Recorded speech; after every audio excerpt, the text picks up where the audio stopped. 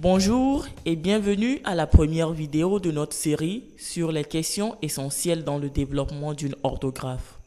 Dans cette vidéo, nous allons parler de ce qu'est une orthographe, ce qu'elle inclut et finalement ce qu'est une bonne orthographe. Les sujets que nous aborderons ici seront tous traités plus en détail dans d'autres vidéos. Commençons par ce que c'est qu'une orthographe. C'est le système d'écriture d'une langue. La plupart des gens pensent qu'une orthographe se limite aux symboles, mais elle est bien plus que cela. Elle comprend d'autres choses encore. Par exemple, les diacritiques, c'est-à-dire les signes supplémentaires que l'on ajoute aux symboles de base.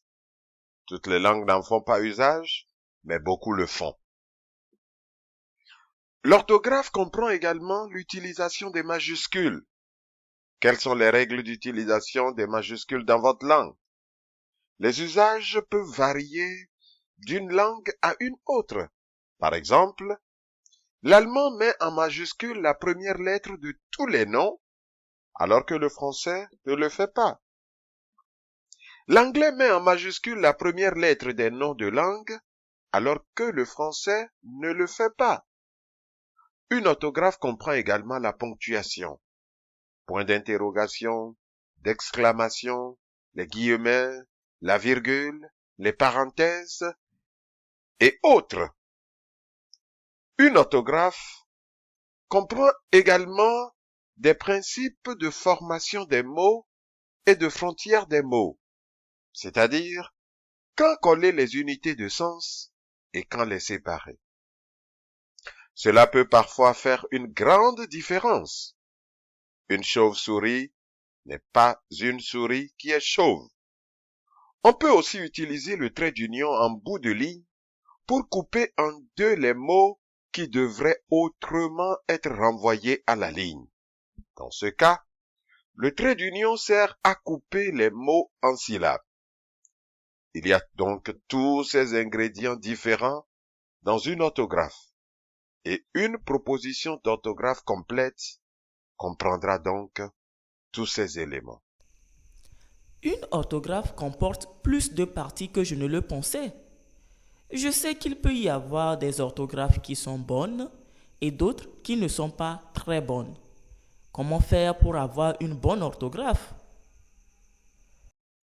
Il y a deux grandes idées sur lesquelles nous reviendrons constamment dans cette série de vidéos.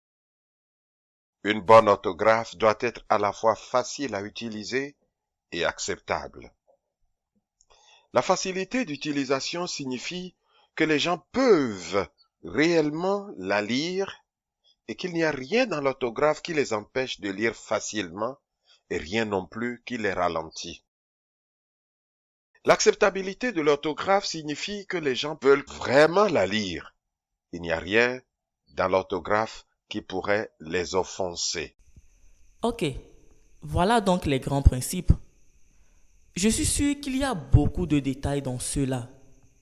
Pouvons-nous parler d'abord de l'acceptabilité? Qu'est-ce que cela implique? Très bien. L'acceptabilité est un élément essentiel d'une bonne orthographe. Il y a de nombreuses raisons pour lesquelles les gens peuvent ne pas vouloir utiliser une orthographe. Il s'agit souvent de raisons sociales et politiques. Une raison peut être que c'est le mauvais dialecte qui a été choisi pour écrire la langue. Quel dialecte est le plus acceptable pour tous? Les locuteurs d'autres dialectes peuvent ne pas vouloir l'utiliser. Un autre motif de rejet est le fait que l'orthographe soit liée à un groupe religieux particulier. Les gens considèrent-ils l'orthographe comme une orthographe protestante, une orthographe musulmane ou une orthographe bouddhiste ou autre? Si tel est le cas, les personnes qui ne pratiquent pas cette religion pourraient refuser de l'utiliser. Nous désirons une orthographe que tout le monde voudra utiliser. L'acceptabilité peut donc être liée à des questions de dialecte et à des groupes religieux. Quels sont les autres facteurs liés à l'acceptabilité? Une autre raison générale, c'est qu'une orthographe peut ressembler trop ou pas assez à une autre orthographe. Les gens comparent leur orthographe à celle d'autres langues et disent « Nous voulons que notre orthographe ressemble à la leur » ou encore « Nous ne voulons pas que notre orthographe ressemble à la leur ».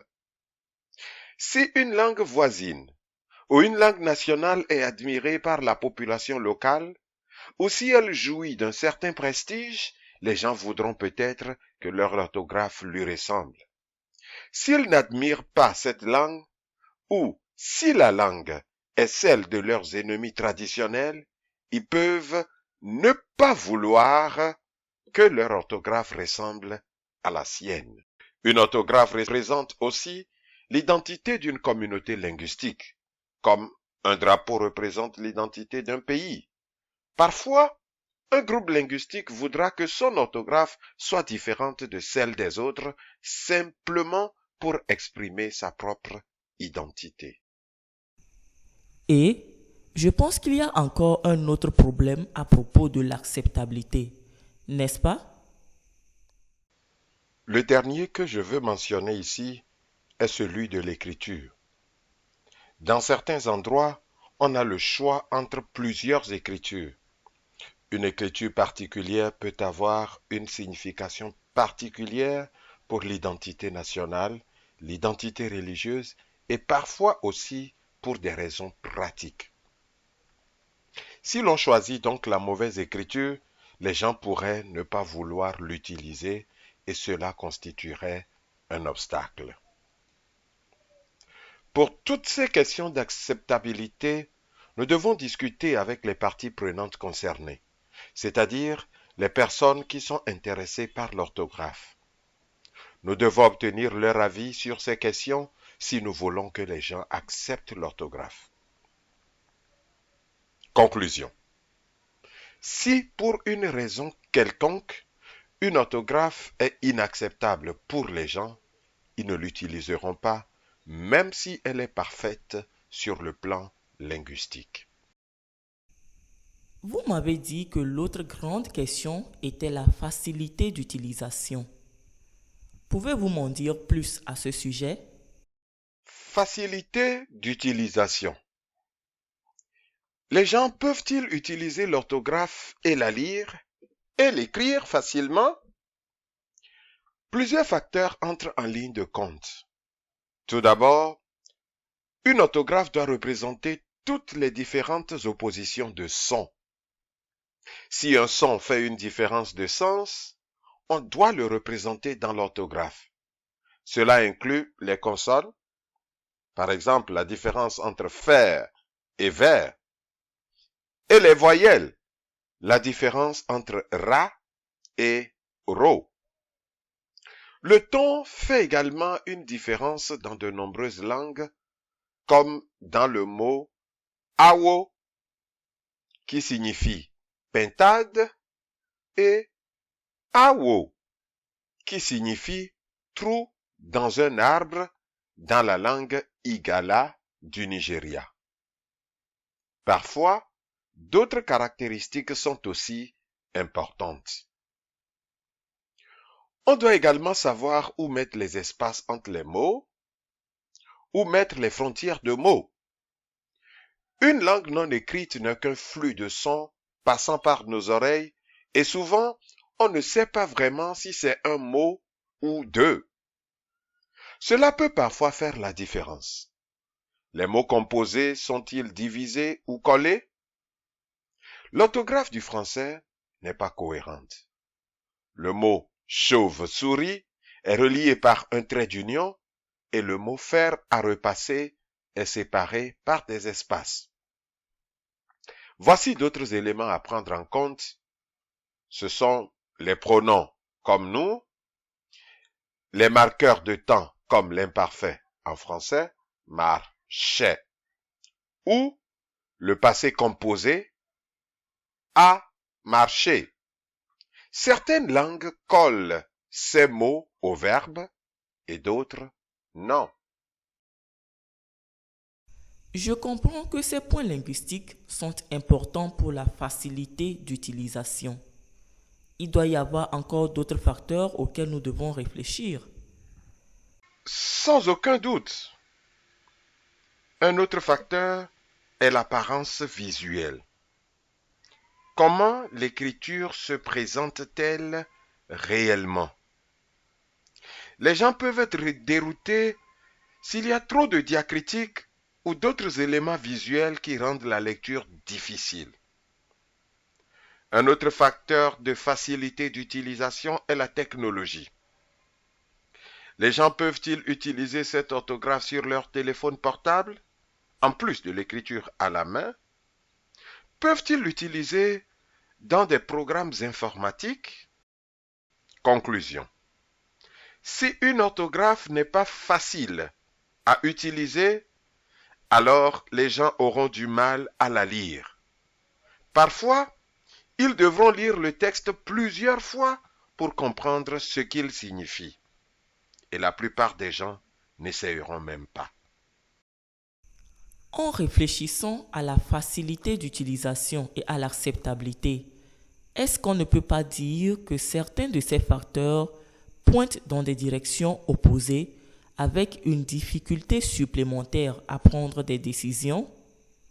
Oui, les facteurs liés à la facilité d'utilisation et à l'acceptabilité d'une orthographe entrent souvent en conflit. Voici un exemple de l'Afrique de l'Ouest. Cette langue compte 7 voyelles et le ton fait une différence dans le sens des mots et parfois aussi dans la grammaire.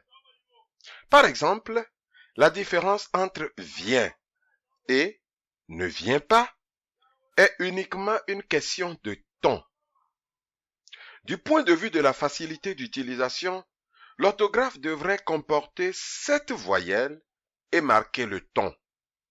Cependant, les habitants de cette région aiment vraiment la langue swahili et veulent que leur orthographe ressemble à celle du swahili.